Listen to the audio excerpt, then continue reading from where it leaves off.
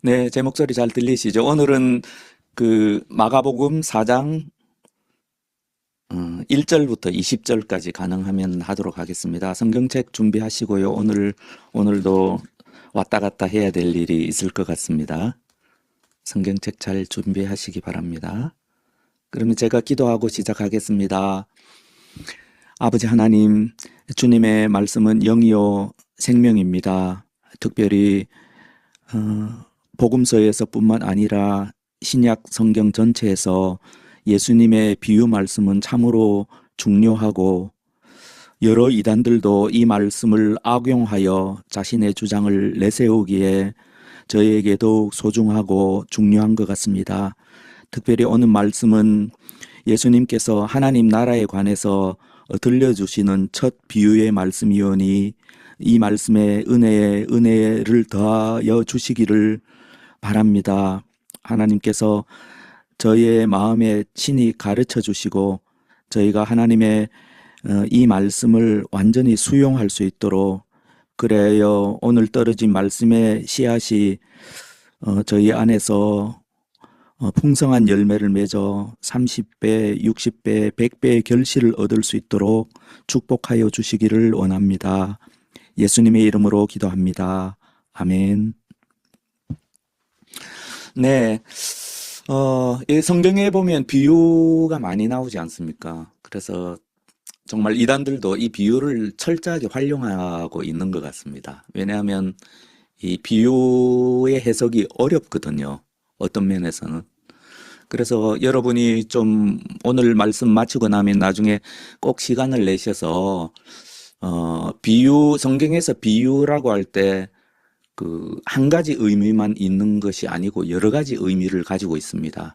그래서 기본적으로 알아야 될 사항들이 이 책의 영어 해설에 잘 나와 있거든요. 그래서 영어 해설의 비유에 대한 항목을 꼭 찾아보시기를 권유드립니다.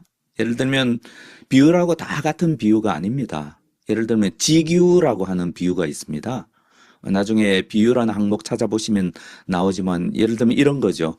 너희는 뱀같이 지혜롭고 비둘기같이 순결하여라. 이것은 비유 안에 특별히 단순한 비교죠. 뭐뭐처럼 뭐뭐같이 이런 것들을 지규라고 그럽니다. 조금 해석이 아주 단순하죠. 뱀같이 지혜롭고 비둘기같이 순결하여라 라면 딱 들어오지 않습니까? 그다음에 은유라는 게 있습니다. 은유는 어떤 설명해야 될 어떤 것들이 있습니다. 좀 많은 설명이 필요한데 그것을 하나의 사물에 빗대는 것입니다. 뭐 예를 들면은 예수님 말씀 가운데 너희는 세상의 소금이다. 너희는 세상의 빛이다. 하는 것은 지규 너희는 뱀같이 지혜롭고 하는 것보다 훨씬 더 많은 설명이 필요합니다. 하지만 그 의미가 딱 직관적으로 우리에게 다가오죠. 그 다음에 조금 복잡한 그 비유라는 게 있습니다. 비유는 그 지규나 은유와 조금 다른 것은 이야기 형식으로 서술되어 있습니다. 하나의 이야기입니다. 오늘 예수님의 그 비유의 말씀도 하나의 이야기이지 않습니까? 그래서 농부가 씨를 뿌리는데 뭐 이렇게 쭉 이야기 형식으로 말씀하시지 않습니까? 그게 비유입니다. 근데 그 비유 가운데 그 이야기 가운데 우리의 일상생활에서 흔히 볼 수 있는 것. 예를 들면 이 팔레스타인의 농부들은 주님께서 씨 뿌리는 비유를 했을 때 늘 경험하는 일이거든요. 늘 일상적으로 보고 듣는 이야기. 예. 그것을 어떤 그 진리에 빗대어서 하시는 말씀이 비유죠. 그리고 좀 더 엄밀하게 구분하자면 우화라는 게 있습니다. 우화. 이거는 우리가 흔히 볼 수 없는 그런 일상적인 일은 아닙니다. 흔히 볼 수 없는데 우리가 이솝우화 있지 않습니까? 어떤 특별한 이야기지 않습니까? 우리가 흔히 볼 수 있는 뭐 농부가 씨를 뿌리고 이런 게 아니라 좀 특별한 뭐 까마귀가 어떻고 여우가 어떻고 특별한 어떤 그 사건이 그 사건을 빗대어서 말하는 것이 우화입니다. 그래서 이솝 우화 같은 경우죠. 예를 들면 성경에 예수님이 말씀하신 유명한 우화 가운데 어떤 게 있냐면 뭐 잃어버린 아들에 대한 비유 있지 않습니까? 그러니까 흔히 말하는 그 돌아온 탕자 비유. 이런 것들은 하나의 스토리죠. 하지만 그 일반적인 흔히 볼 수 있는 뭐 자연계나 우리 일상생활에서 흔히 볼 수 있는 그런 이야기는 아니고 특별한 이야기이지 않습니까? 이런 것들을 우화라고 그럽니다. 그 다음에 이제 풍류라는 것도 있습니다. 너무 복잡하게 말씀드리는데 복잡하게 생각할 필요는 없고요. 다만 이제 예수님이 말씀하신 이 비유라고 있는 말 가운데는 다양한 그 비유들이 있다는 것을 여러분이 그냥 아시면 되겠습니다. 그래서 풍류라는 것은 오늘 주님께서 말씀하신 이 우리에게 들려주시는 이 이야기도 비유이기도 하고 풍류이기도 합니다. 왜냐하면 여기는 이야기의 내용 가운데 특별히 구체적인 은유가 들어 있습니다. 여기서 예수님이 나중에 제자들한테 이 비유의 말씀을 해석해 주시지 않습니까? 그래서 제자들만 따로 불러놓고 이 씨 뿌리는 자의 비유에 대해서 이렇게 말씀해 주시는데 주님께서 딱 찍어서 해석해 주시지 않습니까? 씨는 말씀이다. 씨 뿌리는 자가 뿌리는 씨는 말씀이다. 씨 이꼴 말씀. 이렇게 딱 바로 연결을 시켜주지 않습니까? 그래서 씨는 말씀이다라는 그 은유를 기반으로 해석을 해야 이야기의 전반이 정확하게 해석될 수 있지 않습니까? 이런 것들을 그 풍류, 그 보통 말하는 알레고리라고 이야기합니다. 예를 들면 예수님이 말씀하신 또 다른 비유 가운데 포도원 소작인의 비유가 있지 않습니까? 그래서 소작인에게 소작 그 농사를 맡기고 이제 포도원 주인이 이제 먼 나라에 갔다가 돌아오는 이야기가 있지 않습니까? 거기에 보면 포도원 그리고 포도원 울타리는 하나님의 백성, 하나님 나라 백성, 곧 옛 이스라엘을 딱 찍어서 그렇게 주님께서 말씀하시는 것이거든요. 이스라엘이 얼만큼 포도원 주인이신 하나님에 대해서 계속해서 반역을 저지르고 있었는가. 그래서 포도원 이꼴 이스라엘 이런 식으로 딱 찍어서 연결되는 것을 풍류라고 합니다. 그 다음에 또 이런 것도 있습니다. 비유라고 하기에는 좀 약간 그 모범 이야기라고 할 수 있는데 모델, 그러니까 하나의 실질적인 모델로 삼으시는 거죠, 예수님이. 예를 들면 이런 겁니다. 사마리아 사람의 비유의 말씀은 하나의 모범 이야기라고 할 수 있습니다. 그래서 이렇게 그 말미에 그 예수님께서 서기관에게 이렇게 결론을 지으시잖아요. 사마리아인의 비유를 쭉 말씀하시고 말미에 서기관에게 너희도 가서 이와 같이 하라 라고 말씀하시잖아요. 하나의 모범이죠. 따라야 될 모범이거나 따르지 않아야 될 모범을 제시하는 이야기. 이런 것도 하나의 그 비유라는 큰 항목 속에 들어 있습니다. 아무튼 당시에 비유라는 것은 예수님뿐만 아니라 모든 유대 랍비들이 가르치던 방식이었습니다. 근데 우리가 오늘 이 본문의 말씀은 예수님이 말씀하신 첫 비유거든. 예수님의 비유는 당시에 모든 랍비들이 말씀하시던 비유와 많이 달랐습니다. 어떤 면에서 달랐냐면 형식이나 내용이나 이런 면에서는 비슷하지만 어떤 면에서 달랐냐면 예수님의 비유는 대부분 하나님 나라에 대한 비유입니다. 하나님 나라의 깊은 그 비밀에 대한 비유라는 면에서 좀 달랐습니다.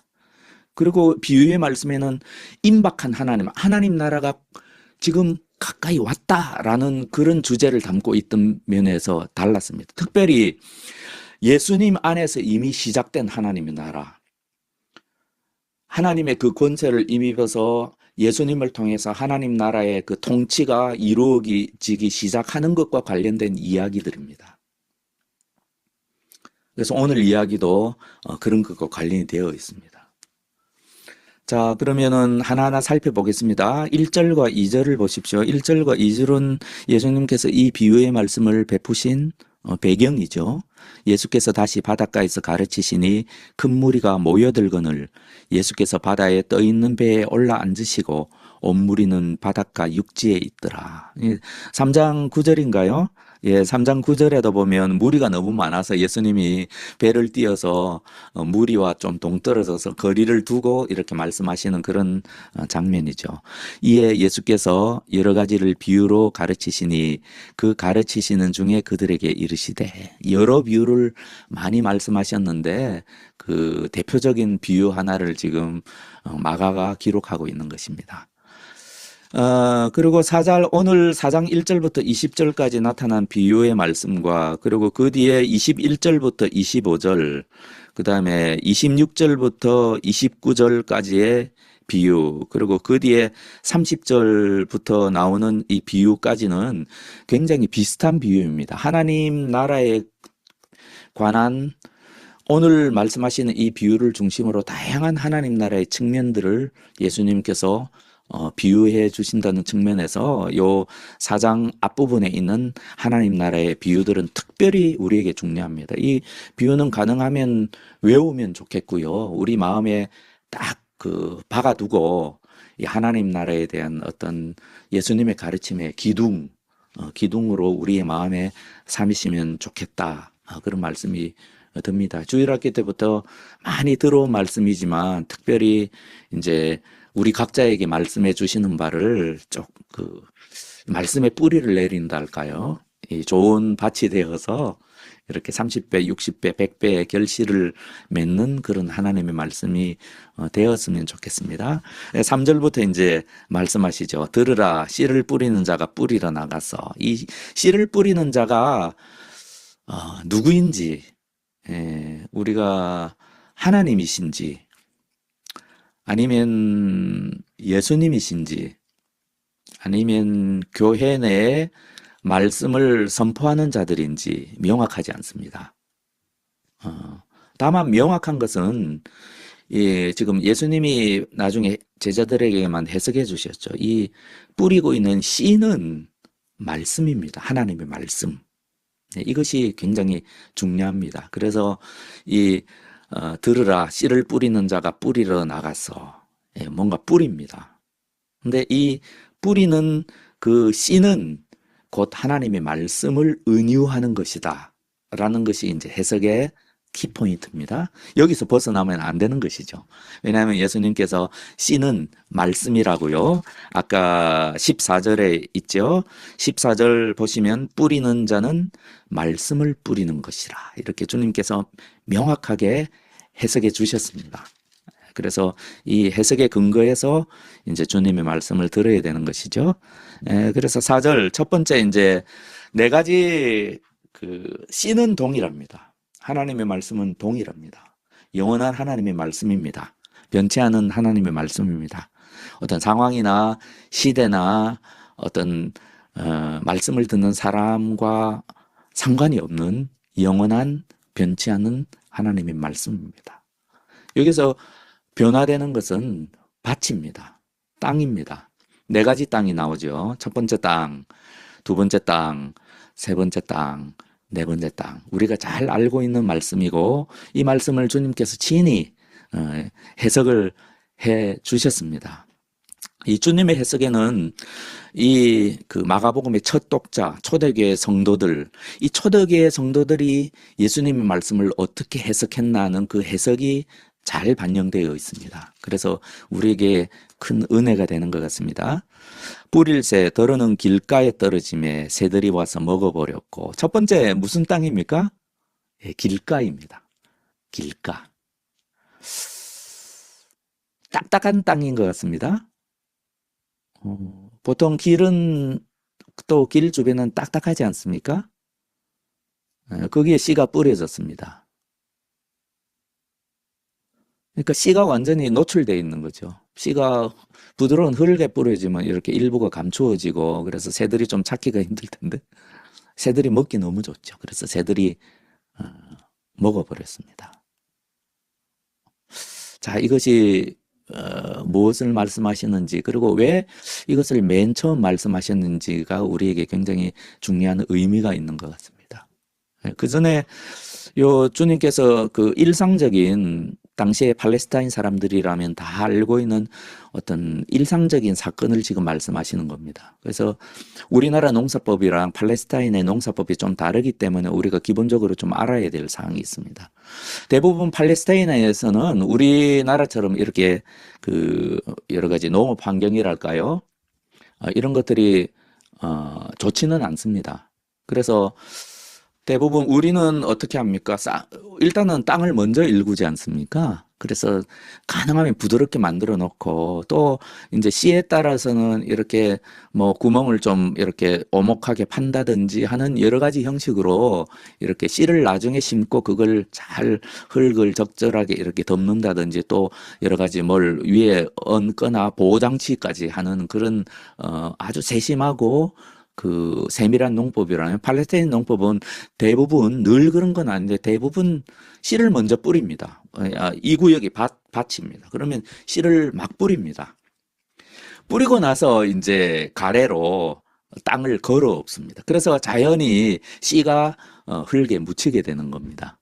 근데 우리가 이제 농부가 씨를 뿌릴 때 팔레스타인 실제로 고대 농법에 따르면 이렇게 사람들이 지나다니는 길이 자연히 생깁니다. 그리고 씨를 뿌리면 그 길을 따라서만 이렇게 막 흩뿌리는 거죠. 그렇게 뿌리다 보면 자연히 생긴 그 딱딱해진 길가에 이제 씨가 그러니까 그 여기 길이라는 것은 결국 그 밭 안에 자연히 형성된 사람이 다니는 길이라는 것을 알 수 있습니다. 그 우리는 잘 이런 게 잘 상상이 안 되지만 팔레스타인 농부들은 이걸 딱 들으면 아는 거죠. 그래서 이제 그런 상황에서 이제 좀 딱딱한데 있고 씨가 노출이 돼 있고 그러면 당연히 알죠. 아, 새들이 와서 이 씨가 먹히기 쉬운데 지금 주님께서 그거를 비유로 지금 말씀하시는 거죠. 그 비유에 대한 해석이 어디 나옵니까? 15절인가요? 예, 15절에 나오네요. 뭐라고 말씀하십니까? 15절에 주님께서 제자들에게만 해석해 주신 말씀 듣겠습니다. 말씀이 길가에 뿌리워졌다는 것은 이들을 가르침이니 사람들을 가르치는 겁니다. 곧 말씀을 들을 때 사탄이 즉시 와서 그들에게 뿌려진 말씀을 빼앗는 것이요. 이렇게 말씀하셨습니다. 특별히 사람에 대한 비유라는 것을 알 수 있습니다. 어떤 사람이 있습니다. 이 사람들은 굳이 빗대어 말하자면 딱딱한 땅입니다. 딱딱한 땅입니다. 그래서 말씀이 뿌려졌는데 그게 어떻게 흙 속에 묻히지 않고 그냥 노출되어 있습니다. 사탄이 먹기에 가져가 버리기에 너무나 쉽죠. 네, 그런 사람을 지금 비유하신다는 것을 알 수 있습니다. 이거는 사람입니다. 어떤 사람입니다. 이 하나님의 씨, 말씀, 그 설교자가 뭐 말씀을 잘 전하든 못 전하든 그 안에 성경을 설교하고 있다면 하나님의 말씀이 반드시 있습니다. 그 설교자가 능력이 있든 없든 심지어는 하나님의 말씀을 잘못 해석한다고 하더라도 그 안에는 하나님의 말씀이 있습니다. 적어도 성경을 읽고 그것에 대해서 이야기하고 있기 때문입니다. 어떤 사람들은 딱딱한 땅이라는 겁니다. 사탄이 그 뿌려진 말씀을 뺏어가기엔 너무 좋은 환경이라는 겁니다. 지금 주님께서 15절 말씀을 딱 들으면 그걸 말씀하고 계시지 않습니까? 성경에 나오는 마귀가 어떤 존재입니까? 속이는 자이지 않습니까? 하나님의 대적자일 뿐만 아니라 하나님 백성의 대적자인. 그래서 하나님의 말씀이 떨어지자마자 굳이 그 말씀을 뺏어가려고 애를 쓰지 않습니까? 주님께서 그걸 강조하시고 계시는 것입니다. 그래서 어떤 사람들은 너무나 쉽게 빼앗긴다는 것이죠. 당시에 랍비들이 이제 하나님의 말씀을 잊어버리는 것은 심각한 죄악이라고 가르쳤다고 합니다. 당시에 예수님뿐만 아니라 모든 유대 랍비들은 하나님의 말씀을 들었는데 그걸 잊어버리는 것은 심각한 죄악이다. 이렇게 말씀을 하고 계십니다. 근데 주님께서는 여기서 더 나아가서 사탄 마귀를 끌어들이십니다. 네. 그것이 이 비유의 초점입니다. 예수님의 비유의 궁극적인 초점은 예수님께서 지금 하고 계시는 이 말씀이 하나님의 말씀과 동등한 권위를 지니고 있다고 말씀하시기 때문입니다. 우리가 성경의 모든 말씀은 궁극적으로 하나님 말씀이며 또한 예수님 말씀이라는 것을 알아야 합니다. 예수님은 하나님 나라의 왕으로서 모든 권세를 지니시고 하나님 나라에 관해서 선포하셨습니다. 이 말씀 하나하나가 너무나 중요한 말씀입니다. 그래서 우리가 말씀을 듣는 자세가 어떠해야 되는가? 첫째, 듣고 잊어먹어서는 안 되겠다. 내가 적어도 하나님의 말씀을 내가 사랑한다면, 사랑하는 하나님의 자녀의 백성이라면, 적어도 내가 하나님의 말씀을 듣고, 무슨 말씀 들었었지? 라고 잊어버리는 것은 유대 랍비들이 가르치는 것처럼 심각한 죄악 정도가 아니라 이것은 사단과의 영적 전쟁에서 지는 것이다. 하나님의 의도, 말씀을 뿌리는 그 의도와 완전히 어긋나는 것이다. 예수님의 말씀을 특별히 잊어먹는 것은 심각한 범죄이다. 사실상 예수님이 이렇게 말씀하시는 거 아닐까요? 저는 그렇게 해석이 됩니다. 특별히 제자들에게 가르쳐 주신 말씀을 보면 정말로 그렇게 해석이 됩니다. 두 번째, 우리가 보십시오. 두 번째, 이런 사람들이 있다는, 이제 사람에 대한 비유라는 것을 우리가 알 수 있죠. 어떤 사람들에 대한 비유이다. 어떤 사람들이 있습니까? 두 번째는 이제 흙이 얕은 돌밭입니다. 흙이 얇은 돌밭에 떨어짐에 5절이죠. 흙이 깊지 아니하므로 곧 싹이 나오나 해가 돋은 후에 타서 뿌리가 없으므로 말랐고. 네. 이 돌이 많은 땅이 흙이 그렇게 깊지 않죠. 그래서 이 땅에서 씨가 뿌려지면 씨가 어느 정도 발아하기는 하죠. 씨에 잔뿌리들이 살짝 나기는 나죠. 하지만 뿌리를 깊이 내릴 수가 없습니다. 그죠? 주님께서는 그런 사람에 대해서 지금 비유하고 있는 것이죠. 그래서 어떻게 되기가 쉽습니까? 태양이 떠오라서 한낮에 밝은 태양, 따뜻한 태양에 그 생명의 기운이 약간 뿌리를 내리려고 하다가 그냥 말라서 죽어버리는 거죠. 그런 걸 이야기하는 거죠. 그거를 예수님께서 16절, 17절에서 친히 해석을 해주셨죠. 그걸 유심히 보겠습니다. 어떤 사람에 대한 비유입니까?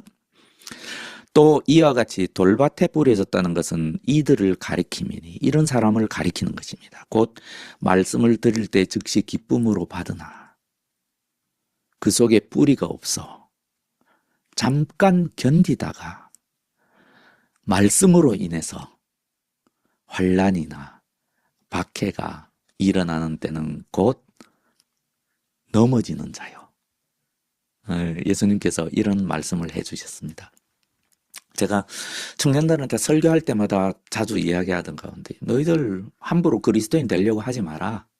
이렇게 농담처럼 이야기하기도 합니다. 왜냐하면 어떤 면에서는 그리스도인 삶은 굉장히 힘든 삶이다. 왜 힘든가 하면 하나님 말씀대로 한다는 게 생각보다 예수님의 말씀을 따른다는 게 쉬운 일이 아니다. 일단 내 자신이 쉽지 않은 일이긴 하지만 그것보다 더 어려운 것은 내가 주님의 말씀에 순종하면 즉시 외부에서 내 부모에게, 내 형제에게, 내 자식에게, 내 배우자에게 즉시 반대가 일어난다. 그렇게 할 필요가 없다. 너 그렇게 하면 안 돼. 반드시 그런 일들이 일어난다. 그러므로 너희 함부로 그리스도인 될 생각하지 말고 잘 생각해봐라. 주님의 말씀처럼 내가 받을 축복이 무엇인지, 그리고 내가 감수해야 될 손해가 무엇인지 잘 생각해보고 계산해보고 깊이 생각해보고 이게 진정 나에게 이익이다. 나에게 축복이다. 나에게 은혜다. 이러한 삶이 더 낫다. 그때 그리스도인이 되겠다고 주님께 말씀드리는 거다. 이렇게 말씀드리는 것입니다. 그래서 우리가 보면은 수련회 갔다가 와서 길길이 날뛰는 아이들, 청년들을 보면 제가 그래 좀 며칠만 두고 보자 이렇게 이야기합니다. 주님의 말씀에 따르기로 결단했다고 하더라도 너무나 기쁘죠. 우리가 주님의 말씀에 순종하면요, 그것보다 더한 기쁨이 없거든요. 하나님께서 순종하는 자녀에게 내려주시는 그 기쁨은 이제 마약 먹은 것보다 더 놀라운 기쁨이거든요. 모든 중독을 끊을 만한 기쁨이거든요. 하지만 그것이 다가 아니죠. 즉시 어려움이 생기죠. 그러면 그때 뿌리가 깊지 못해서 즉시 그 생명이, 움텄던 그 생명이 사라지는 거죠. 우리가 그런 사람들을 많이 보지 않습니까? 특히 청년들 생각하면 너무 지금도 안타깝습니다. 하나님께서 기회를 주셨는데, 말씀을 기쁨으로 분명히 받았는데, 약간의 어려움, 본인들 입장에서는 약간의 어려움은 아니죠. 그 어려움이란 게 뭐 결혼, 이성교제, 직장, 자기가 사랑하던 어떤 일들, 자기가 사랑하는 어떤 취미, 또 뭐 직업과 관련된 거, 군대와 관련된 거, 그런 거니까 본인으로서는 작은 일은 아니죠. 하지만 하나님의 말씀의 관점에서 보면 지극히 작은 일들이죠. 사소한 일들이고. 우리가 뭐 간단하게만 생각해 봐도 그런 것을 포기함으로써 포기하고 주님의 뜻을 따름으로써 얻는 이익과 그것으로 발생하는 손해, 그것을 비교하면 말도 안 되게 차이가 나지 않습니까? 하지만 놀랍게도 그 약간의 어려움 때문에 말씀의 생명력은 사라집니다. 왜요? 누구에게 책임을 물을 수 있겠습니까? 예, 주님께서는 이런 사람들이 있다 라고 말씀하시는 거죠. 이런 사람들이 있다.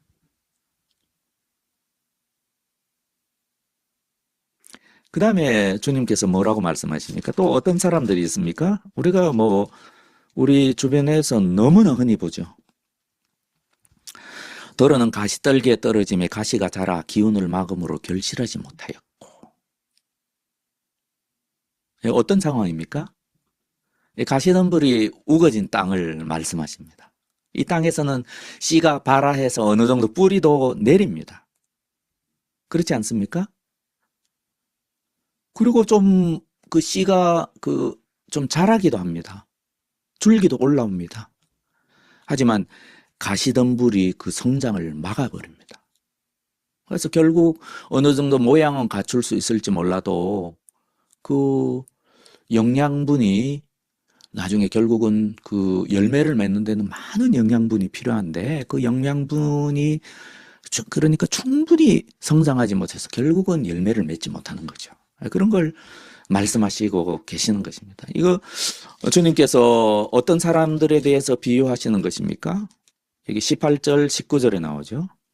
주님께서 제자들에게 어떻게 해석해 주는가? 또 어떤 이는 가시떨기에 뿌려진 자니 이들은 말씀을 듣기는 하되 세상의 염려와 재물의 유혹과 기타 욕심이 들어와 말씀을 막아 결실하게 못하게 되는 자예요. 저는 개인적으로 이런 사람들이 제일 안타깝습니다.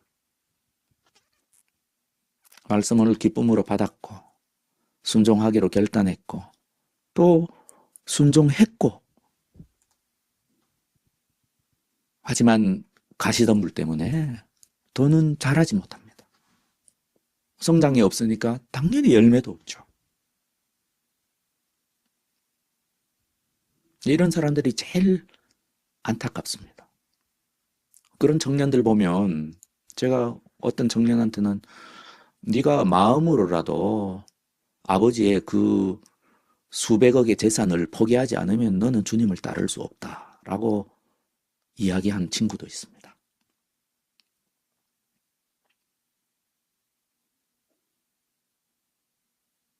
너무 안타깝죠.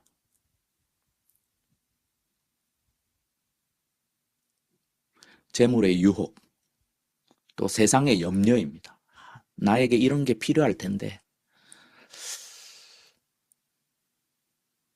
나에게 이런 게 필요해질 텐데, 미래의 어떤 염려죠. 이거 없어서 어떡해? 또 재물의 유혹. 제가 뭐 저축하거나 투자하거나 뭐 주식 거래하거나 이런 것들이 죄다 그런 걸 말씀드리는 건 아닙니다. 사람에 따라서 다 다르죠. 하지만 세상적인 욕심이죠. 결국은 욕심입니다. 욕심 때문에 염려가 생긴다고 불교에서도 이야기하지 않습니까? 그런 겁니다. 인생사는 다 동일합니다. 욕심이 없으면요, 우리나라 정도의 그 경제력이 있는 나라는 살만합니다. 욕심이 없으면 가난한 사람, 저 같은 사람도 아무 노후 대책과 준비를 하지 못한 사람도 굶어 죽지는 않습니다. 근데 그 욕심 때문에 염려가 생기는 거죠. 재물의 유혹, 그리고 기타 욕심이 주님께서 뭐라고 말씀을 막는다라고. 성장을 막는다. 주님께서 말씀하신 그 결실, 열매라는 것에는 분명히 저는 하나님 나라의 백성으로서 가지는 축복도 있다고 생각합니다. 축복. 주님께서 말씀하신 그 열매 여러 가지 의미가 있겠지만 그 가운데 하나님 나라 백성만이 누리는 축복이 있습니다. 그것이 열매의 한 부분입니다. 안타깝게도 그걸 못 누리는 거죠. 못 배운 겁니다. 내 마음의 욕심을 뒤로 하고 주님을 따르는 것, 그걸 못 배운 겁니다. 말씀을 막는 거죠. 그래서 이런 사람은 성장이 없고 열매가 없다. 결실하지 못하게 되는 자요. 이런 사람이다. 이렇게 주님께서 친히 해석해 주셨습니다. 마지막으로 이제 좋은 땅이죠. 우리가 잘 알죠. 더러는 좋은 땅에 떨어짐에 자라 무성하여 결실하였으니 8절입니다.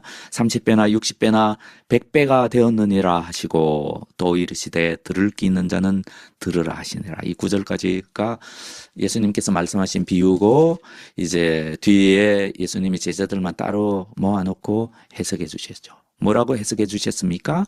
20절입니다. 좋은 땅에 뿌려졌다는 것은 곧 말씀을 듣고 받아 30배나 60배나 100배의 결실을 하는 자니라. 이렇게 말씀하셨습니다. 너무 명백합니다. 여기 보면 우리가 좀 한 가지 보면 주님께서 실패의 사례를 3개나 실패의 사례죠. 실패의 사례를 3가지나 말씀하셨고 성공 사례를 4분의 1이죠. 한 가지만 말씀하셨지 않습니까? 저는 이 말씀을 처음 들었을 때 초대교회도 당시에 예수님을 대신해서 사도들이 아니더라도 교회 안에 세상을 향해서 복음을 선포하는 자들이 있었지 않습니까? 이 복음을 선포하는 자들에게 참 오늘날도 복음을 선포하는 부르심을 받은 사람들이 있지 않습니까? 그런 사람들에게 참 격려가 되었다고 생각합니다. 왜냐하면 씨 뿌리는 사람은 말씀을 아무데나 뿌릴 수밖에 없습니다. 어느 땅이 열매 맺을지 누가 압니까? 이 목사는 이제 하나님의 시각을 가질 수가 없습니다. 누가 구원받을 사람인지 구원받지 못할 사람인지 알지 못합니다. 그래서 이 사람, 저 사람, 그래서 한 사람이라도 더 왔으면 좋겠고 하나님의 말씀을 들을 때는 한 사람이라도 안 빠졌으면 좋겠고 그런 마음이 목사라면 누구나 그런 마음이 있습니다.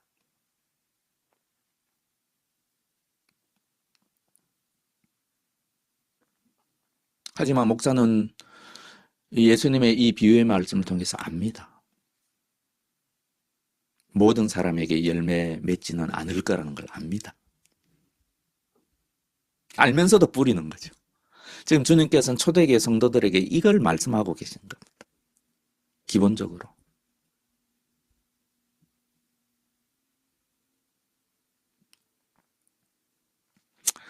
예수님 말씀의 이 강조점은 풍성한 수확량에 있습니다. 한번 보십시오. 좋은 땅에 뿌려졌다는 것은 말씀을 듣고 받아 30배나 60배나 100배의 결실을 하는 자니라. 30배, 6배, 60배, 100배. 이게 무엇을 의미할까요? 우리가 딱 당시에 팔레스타인 농업의 상황을 알지 못해도 참 풍성한 결실이구나. 그걸 알 수 있지 않습니까? 그러니까 이제 이런 거죠. 어떤 우리가 벽시 한 알이 자라가지고 이제 여러 가지 줄기에서 열매들이 쭉 나올 때 이 한 알이 100알이 열리는 거죠. 그게 100배죠. 100배. 그러면 당시에 팔레스타인의 농업이 어떠했을 것인지 우리가 좀 알아야 될 때 학자들의 이야기입니다. 제가 소개하겠습니다. 그 팔레스타인 가운데 요단 계곡에 굉장히 비옥한 땅이 있습니다. 그 비옥한 땅에서는 충분히 어, 100배까지도 결실이 가능합니다. 모든 그 팔레스타인 땅이 100배까지 결실을 맺을 수 있는 건 아니지만 적어도 이제 그 요단 계곡에 비옥한 땅이 있습니다. 그 땅에는 100배까지도 충분히 결실을 맺을 수 있습니다. 그러니까 예를 들면 이걸 좀 과다하게 해석해서 뭐 하나님의 기적이니 뭐 그런 걸 생각할 필요는 없다는 말씀이에요. 주님께서는 오히려 어떤 기적적인 상황을 말씀하시는 게 아니라 그 흔히 볼 수 있는 그 자연계 속에서의 어떤 일상적인 자연스러운 당연한 좋은 땅이라면 당연한 열매를 맺는 어떤 그런 상황을 지금 말씀하시고 이 갈릴리 지역은 조금 척박합니다. 척박하다고 합니다. 그래서 거기서는 대부분 평균 한 10배의 소출량을 얻는다고 합니다. 그러니까 30배, 60배, 100배라는 건 상당히 이제 풍성한 소출량. 그것도 어떤 기적도 아니고 자연스러운 씨가 좋은 땅에 뿌려졌다면 충분히 농부가 기대할 만한 그런 상황을 말씀하시는 거죠. 뭐 영적이니 기적적이니 뭐 하나님의 역사니 놀라운 은혜를 받고 하나님의 축복을 갖고 기쁨으로 충만한 성령 충만한 성도를 보고 야 하나님이 놀라운 일을 이루셨다. 물론 그런 측면이 있죠. 하지만 주님께서 지금 말씀하시는 그 뉘앙스는 그것이 당연하다는 것이죠. 하나님의 말씀이기 때문이라는 거죠. 그리고 그 사람이 좋은 땅이었기 때문이라는 거죠. 그걸 주님께서 말씀하시는 것입니다. 여기서 조금 더 나아가자면 사람마다 이 소출량은 다 차이가 있다. 그래서 30배, 60배, 100배라는 겁니다. 당연한 가운데도 어떤 사람은 30배일 것이고 그건 어떻게 보면 또 하나님의 주권일 수도 있다고 생각합니다. 어떤 사람은 60배일 것이고 어떤 사람의 100배일 것이죠. 하지만 척박한 땅에 떨어진 씨앗들과는 비교도 할 수 없는 것이죠. 다 하나님의 은혜고 감사할 일이죠. 하지만 사람에 따라서 그 받는 축복은 다를 수 있다는 것을 말씀하시는 것 같습니다. 이것은 저의 해석입니다. 네, 그리고 들을 거 있는 자는 들으라 이렇게 말씀하시는 것이죠. 이 구약에 계속 나오는 말씀이시죠. 하나님이 하나님의 백성에 대해서 너무나 안타까워하시면서 계속 너희는 귀가 있어도 듣지 못하는구나. 입이 있어도 말하지 못하는구나. 이런 식으로 계속 말씀하시죠. 예, 나중에 용어 해설에 보면 그 관련 구절들이 쭉 나오거든요. 그런 것들, 이 관련 구절들은 가능하면 시간 내셔서 쭉 살펴보시면 성경 전체에서 이 주님의 말씀이 성경 전체에서 어떤 맥락을 가지고 하신 말씀하시는가를 좀 더 깊이 알 수가 있습니다. 그런 걸 조금만 알아도 이단들이 하는 이상한 해석이나 그런데 솔깃할 수가 없습니다. 그래서 우리가 말씀을 정확하게 배우는 것이 그렇게 중요한 것이죠. 예, 그런 의미가 있고, 이제 주님께서 말씀하신 이 의미와 이 해석 부분은 다 대충 이야기가 끝났습니다.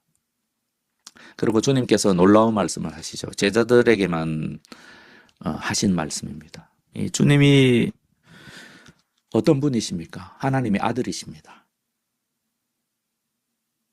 이 세상에 어떤 은사를 하나님의 말씀을 전할 수 있는 은사를 가지신 그 어떤 설교자보다 더 뛰어난 설교자이셨을 것입니다. 모든 것을 아실 뿐 아니라 사람의 마음까지 꿰뚫어 아시는 분이십니다. 그래서 주님을 어떤 사람들은 위대한 교육자라고 이야기합니다. 그래서 주님이 가르치는 방식과 가르치는 그 스킬을 연구하는 학자들이 있는데요. 정말 놀라울 정도로 이 시대에 어떤 교사가 있다면 교사 중에 가장 뛰어난 교수법을 가지고 지금 가르치고 계십니다. 근데 주님께서 가르치셨을 때 모든 사람에게 열매를 맺었을까요? 우리가 알고 있지 않습니까? 그 말씀을 거부한 그런 사람들이 훨씬 많았습니다. 주님께서도 낭망이 되지 않으셨을까요? 짜증나고 막 실망스럽고 그러죠. 하지만 우리 주님께서는 아시죠. 아, 이것이 이미 구약의 선지자들이 했던 말들이다. 이것이 하나님의 주권과 관련된 것이다. 말씀의 씨가 뿌려졌을 때 그 맺는 결과들을 주님께서는 보시면서 이 비유의 말씀을 지금 하고 계신 겁니다. 그래서 어떻게 제자들에게 말씀해 주십니까? 10절을 보십시오. 예수께서 홀로 계실 때 함께 한 사람들이 12제자와 더불어 그 비유들에 대하여 물으니, 제자들이 와서 비유가 잘 이해가 안 됐던 모양이에요. 그래서 물었습니다. 이것이 하나님 나라 내부자의 특권입니다. 제자들은 어리석습니다. 잘 깨닫지 못합니다. 외부인들과 전혀 어떤 면에서는 다름이 없습니다. 하지만 주님의 제자들은 주님의 말씀에 대해서 열린 마음이 있었고, 열린 마음이 있기에 궁금했습니다. 그 말씀의 진정한 깊은 뜻을 궁금해했습니다. 이것이 하나님 나라 백성의 축복입니다. 내가 어리석어도 나는 주님께 여쭤볼 수 있습니다. 주님, 잘 모르겠는데요. 그럼 주님께서 가르쳐 주십니다. 제자들과 예수님이 함께 경험한 것을 가르쳐 주시죠. 뭐라고 말씀하십니까? 11절에 이르시되 하나님 나라의 비밀을 너희에게는 주었으나 외인에게는 모든 것을 비유로 하나니. 여기서 비유라는 의미는 제가 아까 말씀하신 5가지 비유에 관한 그런 것 외에 그 히브리어로 비유라는 말에는 수수께끼라는 뜻도 있습니다. 오늘날의 비유라는 말에도 그런 뜻이 있나요? 잘 없는 것 같은데, 그 히브리어의 사전을 딱 펼쳐놓고 보면 비유, 수수께끼라는 의미도 있습니다. 여기서 비유라고 말씀하실 때는 수수께끼라는 의미로 말씀하시는 거예요. 어떤 상황입니까? 예수님께서는 수수께끼처럼 하나님 나라에 대한 비밀을 공개적으로 선포하십니다. 하지만 하나님 나라의 내부자들에게는 그걸 자세하게 설명해 주십니다. 그런 상황이죠. 그 제자들에게 이런 말씀하시는 겁니다. 너희가 내 말을 사람들이 모두 받아들이지 않는다고 해서 실망할 필요가 없다. 이렇게 말씀을 하시는 것이죠. 그렇다고 우리가 이것을 알아야 합니다. 자, 한번 보십시오. 이는 그들로 보기는 보아도 알지, 12절입니다. 이는 그들로 보기는 보아도 알지 못하며 듣기는 들어도 깨닫지 못하며 하여 돌이켜 죄사함을 얻지 못하게 하려 함이라 하시고, 이 수수께끼로 던져진 이것이 그들로 깨닫지 못하게 하려는 하나님의 뜻이다. 이렇게 말씀하시는 것입니다. 주님께서 일부러 어렵게 말씀하신다고 말씀하시는 겁니까? 그게 아닙니다. 주님께서 일부러 어렵게 말씀하시는 것이 아닙니다. 주님께서는 가능하면 쉽게 지금 말씀하시고, 완벽한 교사로서 가능하면 쉽게 직관적으로 그 말씀의 뜻을 이해할 수 있도록, 어린아이라도 이해할 수 있도록 최선을 다해 가르쳤습니다. 하나님의 말씀에 대해서 마음을 닫고 있는 영적인 귀머거리들한테는 그 말씀은 완전히 수수께끼라는 말씀입니다. 예수님께서 12절의 말씀은 여기 보면 이사야서 6장 9절 10절을 인용한 말씀이라는 것을 우리가 밑에 보면 각주에 나와 있죠. 우리는 주님의 말씀, 우리가 그렇지 않습니까? 우리가 주님께서는 어떤 사람들을 구원하시는가 문제를 우리가 논의함에 따라서 하나님의 주권을 이야기할 때 잘못해서 하나님이 굳이 모든 사람을 다 구원하실 수 있는데 왜 소수의 사람만 구원하시지? 이런 질문을 하게 되지 않습니까? 그때 하나님께서 우리에게 들려주시는 답변은 무엇입니까? 그렇지 않다는 것이죠. 하나님은 모든 사람을 구원하기를 바라신다는 거죠. 네, 그것을 명확하게 해야 됩니다. 우리가 하나님의 주권을 생각하는 데 있었어요.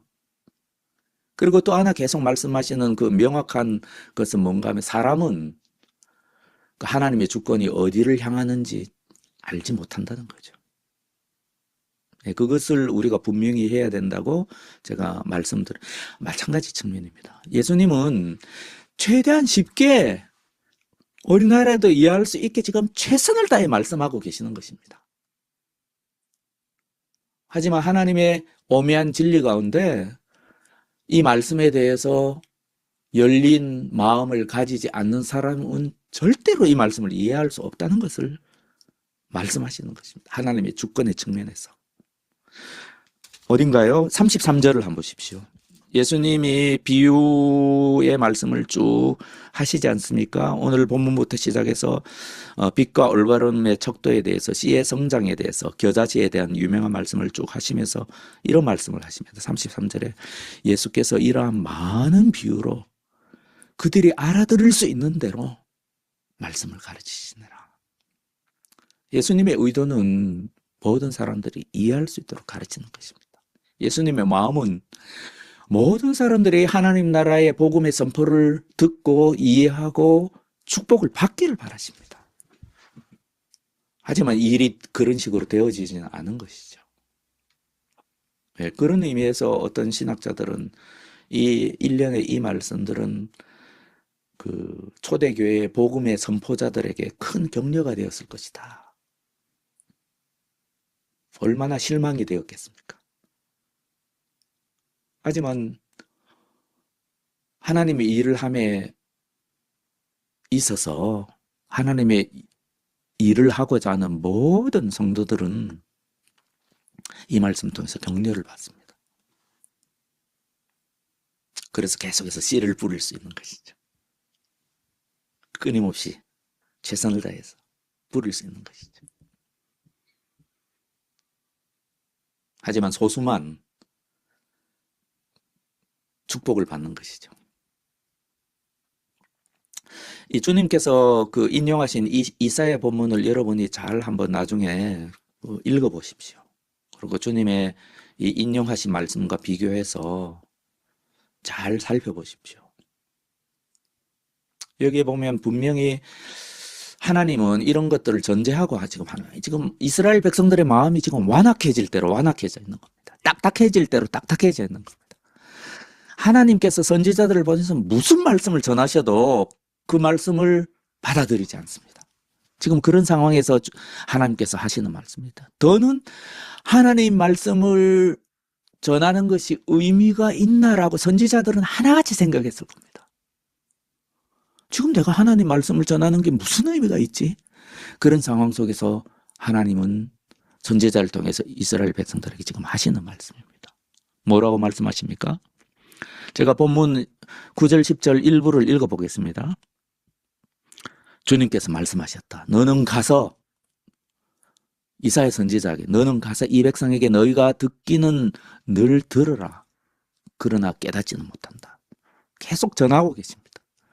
너희가 보기는 늘 보아라. 그러나 알지는 못한다. 하고 그렇게 말해라.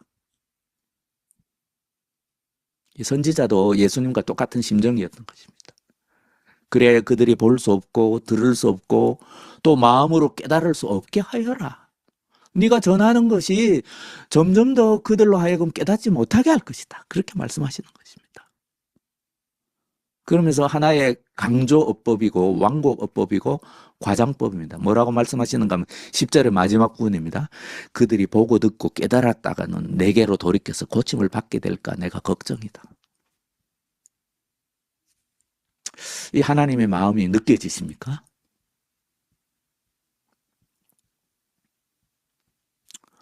하나님이 선지자를 통해서 하나님의 말씀을 계속 전했습니다. 하지만 이스라엘 백성은 빈틈이 없습니다. 하나님의 말씀이라는 모든 것을 쳐냅니다. 그래서 하나님은 어떻게 하기로 결정하셨습니까? 우리 같으면 메신저를 다 안 보내죠. 예언자들을 다 안 보내죠. 하지만 그 예수님 오시기 전 400년 기간에 예언자들을 아예 주님께서 안 보내신 적이 있습니다. 400년간.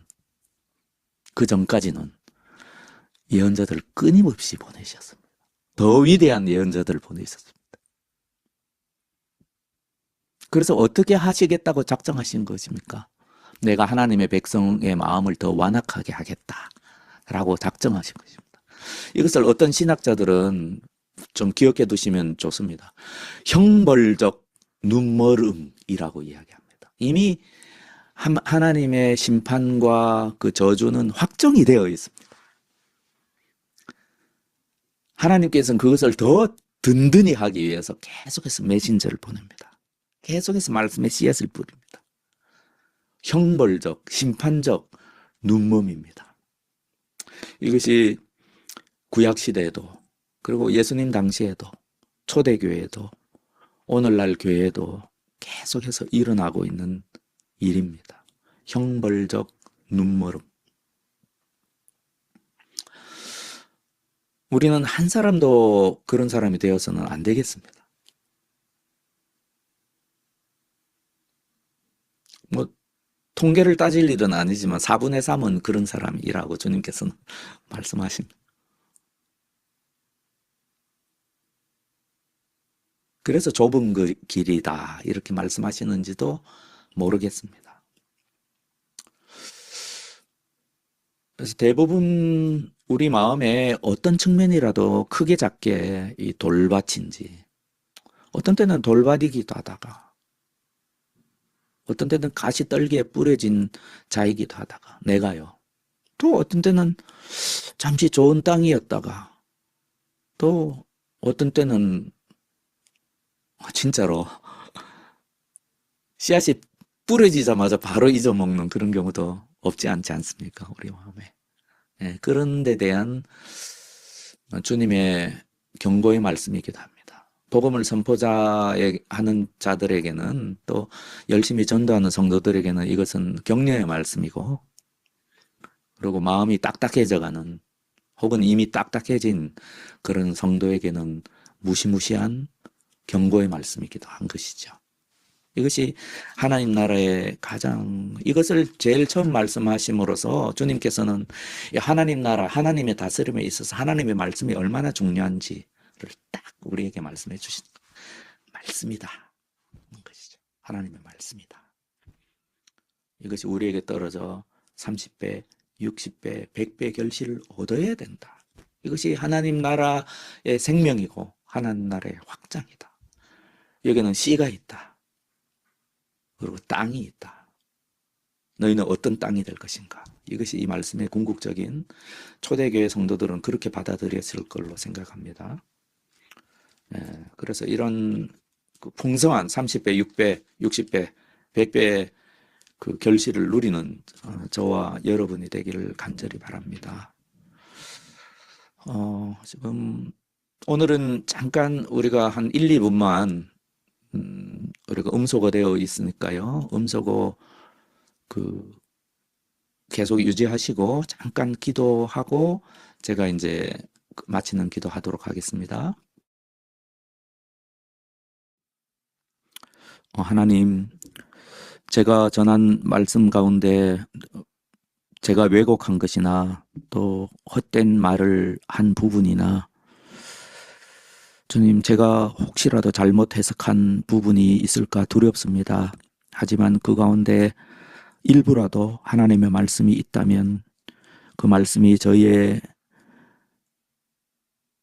생명 가운데서 30배, 60배, 100배의 풍성한 결실이 있도록 이 시간 저희의 마음을 인도하여 주시기를 원하옵나이다. 저희가 말씀을 읽을 때마다, 볼 때마다 하나님의 말씀의 생명이 우리가 하나님 나라의 시민으로서 또 하나님 나라의 확장에 있어서 가장 중요한 요소라는 것을 깨닫고 사단이 이 말씀을 빼앗아가지 않도록, 저희의 욕심이 이 말씀의 성장을 방해하지 않도록 오로지 열린 마음으로 하나님의 말씀에 전적으로 순종하는 저희가 되도록 하나님께서 저희의 마음을 지키고 붙들어 주시옵기만을 간절히 바라옵고 원하옵나이다. 예수님의 이름으로 기도합니다. 아멘. 네, 음소거 해제하시고요.